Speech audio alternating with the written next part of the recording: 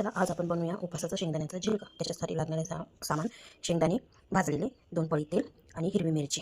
आता हिरवी मिरची आणि शेंगदाणे आपण मिक्सरला वाटून घेऊया। सर्वप्रथम आपण हिरवी मिरची मिक्सरला छान वाटून घेऊया।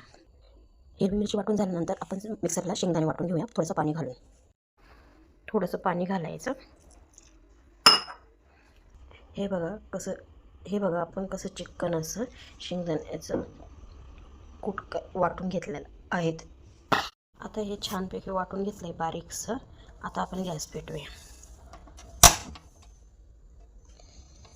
आता मी गॅसवर कढई ठेवते, त्याच्यात 2 पळी तेल टाकते। नाही, तेल तापल्यावर त्याच्यात आपण हिरवी मिरची टाकून घेऊ।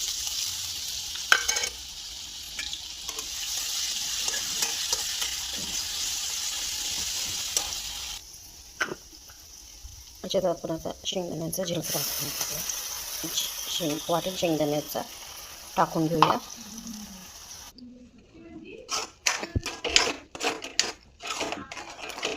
एकसारखं मिक्स करून घ्यावे।